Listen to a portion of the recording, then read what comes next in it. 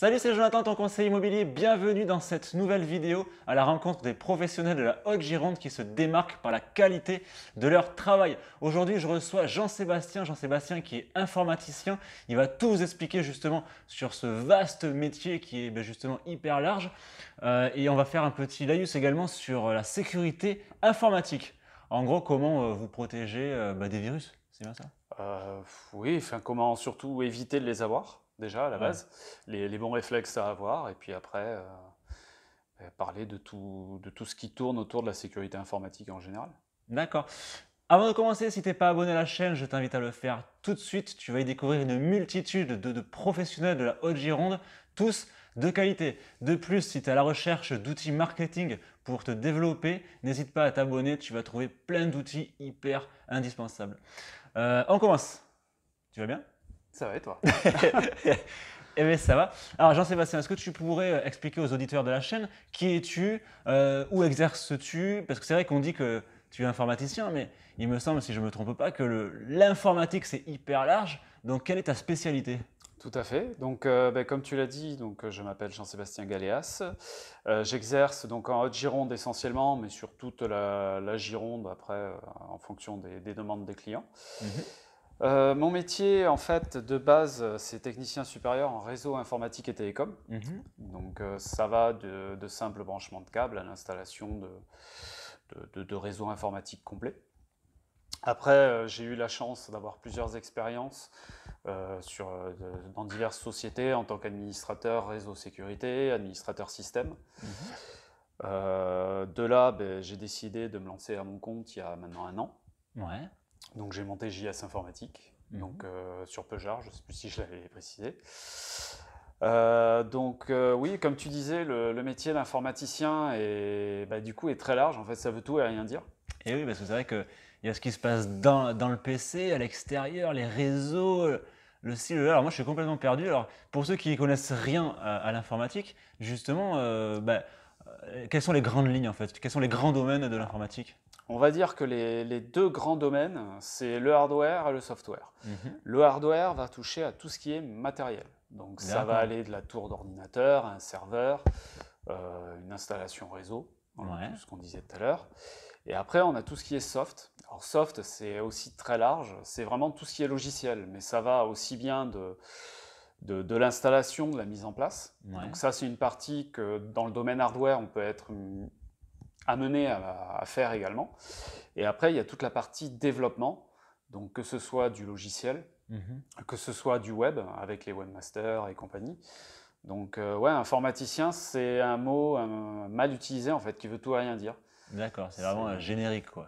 c'est ça, ça peut être aussi bien le petit informaticien qui fait que de la maintenance en boutique, pour aller jusqu'à des ingénieurs ou des chefs de projet qui, eux, vont quasiment plus toucher au matériel ou à la mise en place, qui seront plus là pour effectivement faire des plans de mise en place, faire des études pour savoir, en fonction des besoins et de la demande, qu'est-ce qui peut être Mhm. fait, de chiffrer et, euh, et de donner après un planning pour la mise en place.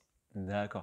Alors, toi, ta spécialité, du coup, concrètement, c'est quoi? À quel besoin tu vas répondre pour tes clients qui sont essentiellement en Gironde? Oui, tout à fait. Bah, après, j'ai essentiellement des clients en Gironde, certains en Sud-Charente. Ouais, Après, ma demande est très variée. C'est-à-dire, ouais, j'ai beaucoup de particuliers à l'heure actuelle, comme c'est un lancement de société, c'est les premiers clients qu'on gagne. ouais. Donc les particuliers, c'est essentiellement du dépannage. Mhm. Ça va être suite à une mise à jour qui peut s'être mal passée, qui aura fait planter un PC, Mhm. une panne matérielle, un disque dur par exemple Ah, d'accord. qui rend l'âme, ça c'est une des pannes les plus courantes. C'est quoi un disque dur? Un disque dur, c'est la pièce sur laquelle s'enregistrent toutes les données que tu as sur Hmm. l'ordinateur. D'accord. On va dire, c'est une des pièces maîtresses. Ah, d'accord. Toutes les données qui sont enregistrées, en fait, sont dans le disque dur. C'est ça, tout à fait. D'accord. Et après, j'ai des demandes aussi de professionnels. Donc là, par contre, c'est beaucoup plus divers et varié, on va dire. Ça dépend vraiment des besoins de l'entreprise. Ouais, ouais. Ça peut être l'installation de serveurs, de la maintenance. J'ai beaucoup de clients actuellement que je reprends, des pros, qui passaient par des sociétés qui étaient basées sur Bordeaux. Mhm. Donc il y avait des délais plus importants, un manque de réactivité et l'avantage d'avoir quelqu'un sur place en Gironde, ben, c'est que je suis beaucoup plus disponible, Eh beaucoup oui, plus oui. rapidement. Les délais quand je dois me déplacer, ben, forcément, sont beaucoup plus réduits. Mhm. Voilà, après, T'es un peu les un demandes. freelance en fait. Oui, c'est ça. Bah, Ouais. c'est l'intérêt d'être micro-entrepreneur pour l'instant, en fait. Mhm. C'est que, bah, étant mon propre patron à l'heure actuelle, je gère mon planning un peu comme je veux. Donc, bah, ça me permet Mhm. d'être vraiment disponible pour mes clients, Pour les même clients, ouais. parfois en dehors des heures de bureau. Ça, c'est une chose très importante. Beaucoup de gens, bah, parfois, finissent à 6-7 heures le soir. Et du coup, bah, la plupart des boutiques d'informatique ou les SS2I qui pourraient les dépanner, bah, à cette heure-là, Eh oui. Ah ouais. sont fermés. Surtout que c'est fantastique parce que bah, maintenant tu peux même dépanner à distance, tu peux prendre la main d'un Ouais. PC à distance. Quand c'est logiciel, quand c'est des soucis logiciels, on peut prendre effectivement la main à distance, dépanner le client. On peut parfois même faire le diagnostic. Après, effectivement, si c'est une panne matérielle, là, il faudra Ah un oui. déplacement sur site. Donc logiciel, software, matériel, hardware. Hein. Tout à fait. D'accord. On remet les choses dans les cases. Voilà. D'accord. Donc, juste pour revenir à la demande des professionnels, donc, bah, je disais, ça peut être donc de l'installation, de la maintenance de serveurs. Là, je vais avoir chez un de mes clients toute une installation réseau, en fait, un bâtiment qui s'est agrandi avec showroom. D'accord. Donc là, il y aura toute l'installation réseau avec la connectique. Il peut y avoir, je suis partenaire de Keio, qui est un fournisseur d'accès Internet. Mhm. Donc j'ai aussi des demandes parfois de clients professionnels, de sociétés, parce que c'est un fournisseur qui est dédié aux pros, Mhm. pour voir si déjà on peut éventuellement améliorer leur connexion. Alors quels sont les différents moyens, mettre 2 liens Internet, mettre de la fibre, voilà, ça peut être divers et varié. Ça peut être aussi tout simplement pour faire des devis, pour comparer. Là, j'ai un client, par exemple, où normalement, je vais lui faire économiser à peu près 100 € par mois Ah oui, c'est intéressant. sur une facture qui est alors moi, je vais tourner autour de 600 € pour ce client. Il en paye un peu plus de 700 actuellement. Donc tu fais gagner de l'argent à tes clients. Bah, d'un autre côté, je leur fais aussi gagner de l'argent en leur proposant un système peut-être plus adapté, ou en tout cas mis à jour, parce que parfois une offre téléphonie, la société a peut-être 15 ans. Donc aujourd'hui, ça a changé, elle est peut-être plus adaptée. Et le gros avantage, vraiment la valeur ajoutée que j'apporte à mes clients, c'est surtout que ça leur permet de n'avoir qu'un interlocuteur. Je prends un exemple, imaginons toi, tu as un problème avec ta box Internet, tu vas appeler SFR. SFR va te dire, ah ben non, c'est pas la box Internet, ça doit être votre ordinateur. Tu vas m'appeler moi. Moi, je vais venir, je vais te dire non, ton ordinateur fonctionne bien. Et il va y avoir un renvoi de ballon en fait. Là, l'avantage, c'est que moi, je gère la chaîne de A à Z. Et pourquoi j'appellerais la SFR alors que je suis chez Orange? Je plaisante. C'était un exemple. Mais voilà, le D'accord. gros intérêt pour mes clients, c'est surtout de n'avoir qu'un seul interlocuteur en fait. Oui, Et après, s'il y a un souci, que ce soit matériel ou sur la ligne, c'est moi qui gère en direct avec Keio. Et après, D'accord. C'est intéressant ça. Bah, Les gens sont à la demande de ça, d'avoir un seul interlocuteur pour éviter justement, on connaît les services, les gros services clients où effectivement ils passent par la terre entière pour avoir quelqu'un qui va peut-être solutionner le problème. Mais c'est ça, et puis beaucoup de gens font même appel à nous, informaticiens, pour parfois des pannes sur Internet, Ouais. et à savoir qu'on peut faire très peu de choses au final. On peut aider le client, on peut appeler à leur place, par exemple le fournisseur d'accès, mais on est limité, on n'a pas la main dessus. Là, l'avantage, c'est qu'en tant que partenaire Keio, moi j'ai une interface qui me permet de gérer la ligne quasiment de A à Z. Mis à part si c'est vraiment un gros problème physique, une pelle qui arrache un câble téléphone, voilà. Mais c'est pour ça me permet de pouvoir, sans passer par des tickets, sans passer par de la hotline, de pouvoir gérer un problème en direct et de le remonter aussitôt à des personnes de niveau supérieur. Dans le dépannage, il y a 3 niveaux généralement d'importance, on va dire, au niveau des pannes. Et ça permet d'avoir une réactivité qui est déjà beaucoup plus importante, et surtout vis-à-vis du client. Il n'a pas à faire un match de boxe avec chacun qui dit non, c'est pas moi, c'est l'autre. Là, au moins, il n'y a qu'un seul interlocuteur. Alors, la revers du médaille, c'est que forcément, s'il y en a un qui se fait taper dessus, c'est moi. Il n'y en a qu'un. Mais bon, pour l'instant, ça va, j'ai de la chance. Pour l'instant, on ne m'a pas encore tiré les oreilles, donc je ne me plains pas. D'accord. Alors on parlait il y a 30 secondes des risques et de la sécurité informatique. Justement, qu'est-ce que tu donnerais à un particulier, une entreprise qui justement a un petit peu peur, s'est déjà fait avoir par des virus, par des arnaques en ligne? Quelle est la mode en ce moment et quels sont les outils pour se protéger? Et si on se fait infecter, quels sont les outils pour se désinfecter, on va dire, de ces arnaques à la mode là? Alors, globalement, les conseils vont être à peu près les mêmes, que ce Ouais. soit pour un particulier ou pour un professionnel. Après, la différence, c'est que le professionnel aura un peu plus d'investissement, parce qu'il pourra acheter du matériel plus onéreux pour pouvoir se protéger. Mhm. Après, en termes d'arnaques et de problèmes actuellement qui traînent sur Internet, les deux plus courantes en ce moment, ça va être le ransomware.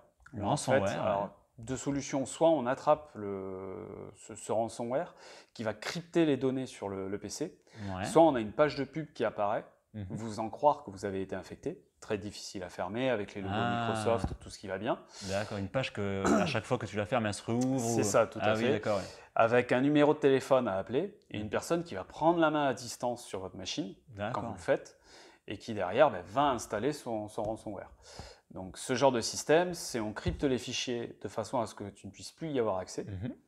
Et à la fin, eh bien, on te dit que si tu veux pouvoir décrypter, c'est une prestation autour de 300-500 euros. Ah oui, d'accord. Donc c'est vraiment, on prend tes données en rançon, littéralement, hein. Ah ouais. En otage, pardon, et on te demande une rançon. Ah oui, bah Donc, oui, d'où le voilà, montage donc rançon, ça c'est quelque chose qui touche à peu près tout le monde, que ce soit pro ou particulier. ouais. Il y a beaucoup de sociétés qui se sont fait avoir, même des grosses sociétés avec ce type Mmh. d'attaque. Et le problème c'est que pour un professionnel, ça peut lui coûter sa société, parce qu'une société qui a 10 ans ou plus, Bah oui, si elle perd toute sa base de données clients, par exemple, ouais. la majorité des sociétés s'en remettent pas. D'accord. Donc ça c'est une chose. Il y a pas des antivirus qui permettent d'éviter ça? Alors, oui, il faut faire attention en fait avec les antivirus parce qu'il existe des antivirus gratuits Mmh. et des systèmes payants. La différence, c'est que les systèmes gratuits protègent le minimum syndical. Mmh, Donc, à d'accord. savoir, c'est presque, il faut attendre que le virus soit déjà sur la machine pour qu'il Ah soit oui, pour détecté. qu'ils soient Et en plus, effectivement, ces systèmes-là ont des bases de données suivant l'antivirus qu'on prend qui sont mises à jour plus ou moins fréquemment. mmh. Donc, parfois, le virus sort et le patch met plus de temps et du coup, on se fait avoir. D'accord, ouais. Après, il y a des systèmes d'antivirus payants. La Ouais. plupart des gratuits proposent une version payante, Et oui, c'est généralement. vrai, oui. Tu commences gratuitement pour t'appâter et après, en fait, tu C'est ça. Et en fait, ces versions payantes offrent des services supplémentaires. Mmh. Notamment, la majorité maintenant font la protection contre les ransomware. Ouais. Alors, à savoir que ça ne va pas décrypter les données qui sont déjà cryptées. Mmh. Pour ça, il faut tout simplement qu'il y ait un patch qui soit déjà sorti, que quelqu'un ait réussi à D'accord. craquer le code. Par contre, il va surveiller l'action des logiciels. Mmh. Sur l'antivirus, c'est à peu près ce que doit faire tel ou tel logiciel. Et effectivement, dès qu'un logiciel va tenter de faire quelque chose qu'il n'est pas censé faire, donc il va le signaler comme étant dangereux. Alors D'accord. après, l'utilisateur a toujours la possibilité de dire oui, c'est justifié, Ouais. si c'est une Ouais. manipulation qu'il a lancée lui, ou alors effectivement de le laisser bloquer, et auquel cas il est protégé. Faut coûter combien à peu près pour avoir un bon antivirus? En moyenne, hein? En moyenne, alors moi je travaille avec EasyEt, Mmh. qui a un très très bon antivirus. On est sur un antivirus à 50 euros Par an, hein? par an. D'accord. On a moins cher. Après, on peut, en s'engageant sur plusieurs années, le prix est dégressif. Mais il y a moins cher. Après, c'est vraiment la protection qui est proposée qu'il faut regarder. EasyEt, en l'occurrence, sur la version à 30 euros, version de base, on est protégé par exemple pour les ransomware. Mmh. Par contre, tout ce qui est données bancaires ne l'est pas. Ah, d'accord, oui, parce que Alors, ça allait être ma prochaine question, justement, parce que moi, perso, comme des millions de gens, on fait des transactions sur plein de sites sur Internet. Est-ce qu'il y a moyen de se faire avoir et que quelqu'un nous prenne nos numéros pour après nous pirater notre compte? Alors, oui, oui, tout à fait. Il existe des virus, on n'appelle pas ça des virus, mais des systèmes de phishing en fait, qui Ouais. vont pomper les données. Tout ce que vous tapez sur votre ordinateur reste enregistré. Alors, plus Mhm. ou moins longtemps en fonction de comment c'est fait, mais il existe même des logiciels qui vont faire qui vont enregistrer tout ce qui va être tapé sur votre clavier. Ah oui, d'accord. Donc en fait, au bout d'un moment, vous êtes forcément amené à taper un code de carte bleue, un Ouais. mot de passe, n'importe quoi. Donc tout ça, effectivement, ça peut être dangereux. Eh oui. On ne peut jamais être protégé à 100%. Parce qu'effectivement, quand on trouve une faille, quand on la comble, généralement, les hackers trouvent une autre faille Ouais. derrière. C'est pas un système parfait en fait. Ce sera jamais Ça parfait. sera jamais parfait. Ce sera jamais parfait. On peut se protéger au maximum. Je parlais donc d'IZ à 50 € par an. Là, on a une protection pour les données bancaires. Donc, à savoir, quand on se connecte sur un site de banque, par exemple, on passe automatiquement sur une fenêtre qui est protégée. Donc, on ne reste pas sur le navigateur de base. On peut enregistrer autant de sites qu'on veut. Donc, on prend par exemple Amazon ou Cdiscount, on le rentre dans la liste et du coup, dès qu'on ouvrira une page sur Amazon ou Cdiscount, automatiquement, on passera sur une fenêtre protégée. Donc, on a moins de chances de pouvoir se faire enregistrer les codes de carte bleue au moment de la saisie. D'accord. Voilà. Et j'ai entendu dire que dans la barre d'adresse en haut, quand il y avait un S, tu sais, dans la HTTPS, qu'il y avait le S, ça veut dire que normalement le site était sécurisé. Alors, tout à fait. Il y a deux types. Aujourd'hui, la plupart des sites sérieux, en tout cas, fonctionnent en HTTPS. C'est du système qui est effectivement sécurisé, mais qui n'est pas à 100%. Ça rajoute des sécurités supplémentaires. Ça permet surtout de rassurer, je dirais, l'utilisateur en montrant qu'on est sur un site sérieux. Par contre, plus on va rajouter de couches de sécurité, mieux on sera couvert. C'est un peu comme en hiver quand vous sortez qu'il fait froid. Si vous mettez un pull, vous aurez moins froid. Si vous mettez un parka, vous aurez encore moins froid. La sécurité, c'est pareil. Plus on rajoute de couches de sécurité, plus on est couvert. Après, bien faire attention. Il y en a qui vont vous vendre de l'antivirus à tire-larigot. Un antivirus, c'est comme tout logiciel, ça demande un minimum de paramétrage. On parlait des sites Cdiscount et Amazon, par exemple, qui ne sont pas enregistrés dans les sites bancaires, ce qui est normal. Voilà, il faut les rentrer manuellement. C'est pas compliqué, ça demande un peu de temps. Chacun a une utilisation différente. Donc effectivement, alors, le technicien informatique qui vous l'installera, sauf si vous lui précisez à l'avance, ne pourra pas deviner sur quel site vous allez. Et bien sûr, des sites de vente, il en existe tellement qu'on ne peut pas tous les protéger. Maintenant, après, les bases de données au niveau des fournisseurs d'antivirus, donc que ce soit IZ, Kaspersky et j'en passe, généralement sont quand même assez fréquemment mises à jour. IZ, il y a entre 2 à 3 mises à jour antivirales qui se font par jour. Donc effectivement, c'est assez redondant. Après, on parlait des sociétés. Donc, effectivement, l'antivirus, ce que je disais tout à l'heure, ce qui s'applique aux particuliers s'applique aussi aux pros. C'est la protection de base à avoir sur un PC. Après, il y a d'autres fonctionnalités. On parle de sécurité matérielle. Installer, par exemple, un onduleur sur un PC. Ça évite, en cas de coupure de courant ou de survoltage, d'abîmer la machine. On parle de sauvegarde des données. Une société, un disque dur peut toujours cracher. Donc les sociétés qui ont des serveurs, des choses comme ça, sauvegardent leur base de données en local ou en déporté avec le cloud, avec plein de systèmes différents. C'est vrai que maintenant, on peut même stocker des données en ligne. Il n'y a plus besoin d'avoir des disques durs externes ou des clés. Oui, après, le problème, c'est qu'on est tributaire de la connexion Internet. Donc effectivement, des sociétés qui généralement, eux, ont l'argent pour investir, pour avoir des liens Internet conséquents, pourront plus facilement travailler avec le cloud que quelqu'un, un particulier, qui a peut-être une connexion à 8 mégas par exemple, où effectivement, lui, il va mettre des jours pour tout sauvegarder sur le cloud, plus tous les fichiers qu'il va rajouter, qui vont se rajouter. Enfin, voilà, ça peut être très long. Maintenant, il y a des systèmes même hors cloud qui peuvent se faire via des NAS, sur des serveurs de sauvegarde, sur des disques durs même, tout simplement, sur des disques durs portables. Ça vaut aussi bien pour les particuliers. Sauvegarder vos données, un disque dur peut toujours mourir à un moment. Plus vous aurez de sauvegarde, moins vous aurez de pertes de données. On va dire que plus les informations, entre guillemets, ont de la valeur auprès des gens, que ce soit n'importe quelle donnée, plus elles doivent, entre guillemets, diversifier les sauvegardes finalement. C'est ça, et puis le particulier a vite tendance à se dire que c'est cher en informatique. Il faut savoir qu'un petit disque dur, aujourd'hui, même de 1 ou 2 Tera, vous en avez à 60-70 €.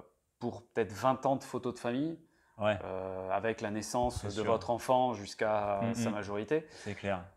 Je pense que 60 €, c'est pas forcément cher payé. Beaucoup de gens ne le font pas. Et effectivement, le jour où ils ont un crash, soit perdent la totalité des données. Dans certains cas, on peut arriver à les récupérer. soit de façon logicielle, soit carrément en laboratoire. Ah oui. Mais en laboratoire, là, on est sur des factures qui commencent à 300 jusqu'à plus de 1200 euros. Ah oui, ouais. Vaut mieux investir dans un disque dur à 60 euros à mon avis. Effectivement, je pense que pour 60 euros, ça peut valoir le coup de faire une sauvegarde de ses données personnelles. À savoir que suivant les gens, on a des photos de famille, mais on a aussi parfois les papiers des impôts, vu que maintenant tout est, Ah oui, tout est informatisé. tout est dématérialisé. On a vachement de données très sensibles, où effectivement, le jour où on les perd, on se retrouve un peu bête. Ouais, ouais. Donc ça, voilà, ça chez les pros, c'est quelque chose qui est bien intégré. La plupart des professionnels maintenant font des sauvegardes de leurs données. Chez les particuliers, c'est encore un travail de conseil en fait à faire. C'est pas encore un réflexe. Un réflexe. Voilà, c'est pas un réflexe chez les particuliers. Conseil, vraiment sauvegarder vos données quoi finalement. C'est ça, mais j'ai des clients, effectivement, j'ai des clients qui ont eu de la chance, avec qui j'ai pu récupérer quasiment toutes leurs données. D'autres où il fallait passer en laboratoire, et comme je disais, les tarifs en laboratoire, on va de 300 à plus de 1200 euros. Donc, même si on aime beaucoup son enfant, je pense que il y a peu de gens que je connaisse qui vont mettre 1200 euros pour récupérer des photos de famille. S'ils les récupèrent. S'ils les récupèrent, parce que c'est pareil, suivant l'état même du disque dur, c'est pas garanti à 100%. Donc voilà, la sauvegarde est vraiment un axe de sécurité principal, que ce soit chez les professionnels ou les particuliers. Et après, chez les pros, il y a encore plein d'autres choses. On peut rajouter des pare-feux. On peut faire vraiment, chez les pros, je dirais qu'on peut tout faire. Après, tout est une histoire de budget. Le fameux pare-feu Windows. Alors non, je ne parle pas du pare-feu. Je parle vraiment de vrais pare-feux qui doivent être paramétrés. C'est une passoire le pare-feu de... Non, c'est pas forcément une passoire. Après, c'est sûr que comparé à un pare-feu, même intégré à un antivirus, il va être moins poussé. Donc, quand vous installez un antivirus avec pare-feu, généralement, de toute façon, le pare-feu Windows se désactive automatiquement. Ouais. Tu peux pas avoir plusieurs pare-feux en même temps, c'est bizarre, non? Non, parce que sinon, ils vont se bloquer eux-mêmes. Ils vont se bloquer, ouais. C'est un peu comme quand j'ai des clients à qui c'est arrivé, qui ont installé 2 antivirus en même temps. Ah, ils se gênent. Et en fait, voilà, ils se détectent eux-mêmes presque comme des virus ou comme des menaces, en tout cas. D'accord. Parce qu'effectivement, le logiciel va scanner des fichiers. Donc, normalement, en tant que logiciel antivirus, si je détecte un autre programme qui fait du scan de fichiers, ça va lui attirer l'œil, entre guillemets. Il va vouloir en supprimer s'il détecte que c'est des fichiers vérolés. Donc l'autre antivirus va aussi se dire « Attends, il m'efface des fichiers sans qu'on lui ait demandé. » D'accord, parfois un peu le bazar. Quoi. Voilà, ça fout le bazar. Donc ça, c'est surtout à ne jamais faire. Toujours désinstaller avant de réinstaller un derrière. Mais voilà, après, ce qu'on disait tout à l'heure, effectivement, c'est que même dans une société, on peut investir énormément sur la sécurité. Le risque zéro, voilà, le risque zéro n'existe pas. La preuve en est, c'est que des grands groupes, des grosses sociétés en France se font encore pirater de temps en temps. Le dernier en date, c'est un gamin de 24 ans qui a piraté Microsoft et Nintendo. Ah oui, oh, ça va, ils sont pas connus. Bon, je m'en fais pas pour lui, à 24 ans, je pense qu'il sera surtout embauché par une société de cybersécurité. Mais voilà, on se dit que des personnes comme Microsoft, notamment, doivent avoir des serveurs ultra protégés. Et même comme ça, il y a des gens qui piratent la NSA, qui piratent... On trouvera toujours plus fort. Ouais. Donc, parce que justement, ça ne sera jamais un système parfait, il y aura toujours des failles dans le système. Il y aura toujours des failles. Après, tout ce qu'on peut faire, c'est l'améliorer au maximum, faire en sorte d'être un maximum protégé. Je reprends l'exemple que j'avais tout à l'heure, on sort avec un parka, on n'est pas à l'abri de s'enrhumer quand même. Par contre, on a moins de chance qu'en sortant en chaussettes. Ouais, bien d'accord. Et pour conclure, du coup, qu'est-ce que tu penses du téléchargement de ce qui va être film, musique? Parce que c'est vrai que c'était à la mode. Moi-même, à l'époque, je téléchargeais à fond sur les sites comme Emule, tout ça. Est-ce que ça existe encore? C'est légal, c'est pas légal? Est-ce qu'il y a des amendes? Comment ça se situe la loi à ce niveau-là? Alors, ça existe encore. Ça existe encore. Enfin, Emule, je ne sais pas s'il est encore ouvert. Il me semble que lui, il est fermé en l'occurrence. Mais il existe d'autres sites sur lesquels, effectivement, on peut télécharger des films, des choses comme ça. Il faut savoir que le téléchargement en soi n'est pas illégal. Ce qui est illégal, c'est de télécharger des produits qui ont un copyright et des droits d'auteur, en fait. Donc, un film, de la musique, effectivement, si on les télécharge sur des sites de VOD, on va payer le film. On va le payer 5, 9, 10 euros, peu importe. Donc là, on a le droit. Ça, c'est ici qui sont entièrement légaux. Les sites où on va aller chercher des films en gratuit, là, clairement, on est sur de l'illégal. D'accord. Il y a des sanctions? Alors, il y a des sanctions. Alors, le problème du gouvernement à ce niveau-là, c'est qu'ils ont mis un système Adopi en place qui est continuellement comment dire, en remodelage. Ouais. Et du coup, il n'y a pas autant de sanctions que les sociétés de cinéma et autres souhaiteraient. Ouais, bien sûr. Voilà, le système à l'heure actuelle fonctionne sur une triple alerte. On reçoit d'abord un mail disant qu'on a été surpris en téléchargement et autres. Je suppose qu'il faut y aller quand même pour... Pas forcément. Ah ouais? Pas forcément. C'est pas forcément les gros téléchargeurs qui vont être pris. Ça peut être des personnes qui font du torrent, par exemple. C'est un système de partage de fichiers. D'accord. Donc en fait, ils vont détecter non seulement les téléchargements, mais aussi le partage. Tant que vous laisserez le fichier en partage, ils pourront détecter qu'un produit qui est censé être payant, vous le partagez à des gens gratuitement. C'est du recel en fait. Ça peut être considéré comme du recel, tout à fait. Donc voilà, tout ce qui est gratuit, bien se méfier. Après, il y a des sites gratuits de téléchargement, mais qui proposent des produits sans droit. Donc ça peut être de la musique, ça peut être parfois certaines vidéos. YouTube, par exemple, offre pas mal de vidéos, parfois même des films. Par contre, les films, ils sont payants. D'accord. Donc c'est là qu'il faut bien faire la part des choses. Voilà, le téléchargement, ça existe toujours. Je pense que ça ne sera jamais arrêté à 100%. Quand ils ferment un site de téléchargement, il y en a 2 autres qui ouvrent derrière. Je me rappelle de l'époque de Mega Upload, c'était il y a eu incroyable. Mega Upload et plus récemment, il y a eu Torrent 411 qui se sont fait sucrer un certain nombre de serveurs. Et effectivement, bon, ils n'ont pas encore retrouvé a priori de vrais remplaçants sur ce site-là, mais il y a plein d'autres sites ressemblants qui se sont créés et qui refont leur base de données au fur et à mesure. Donc, en fait, c'est inarrêtable, quoi. Il y aura toujours... C'est ce qu'on disait tout à l'heure avec la sécurité informatique, c'est que c'est très très compliqué. Tellement vaste, ça peut être partout dans le monde. Entre les pays qui n'ont aucun accord pour divulguer les données, entre les pays qui sont gouvernés entre guillemets par des mafias ou autres, donc c'est eux qui généralement mettent en place ce genre de système. Donc ils ont le gouvernement entre guillemets à leur botte. Les VPN, c'est un système qui permet de faire croire qu'on télécharge mais depuis autre part, de sécuriser les données. Enfin, il y a plein de systèmes pour pouvoir jouer sur les failles. Et à l'heure actuelle, c'est très très compliqué de mettre quelque chose de réellement efficace en place. D'autant que voilà, un site ferme, 2 autres ouvrent. Donc bon. Très bien. En tout cas, je te remercie vraiment pour tous ces conseils et cette valeur que tu as apportée aux auditeurs de la chaîne. Si tu as aimé cette vidéo, n'hésite pas à la liker, à la partager et je te dis à très bientôt en Haute-Gironde.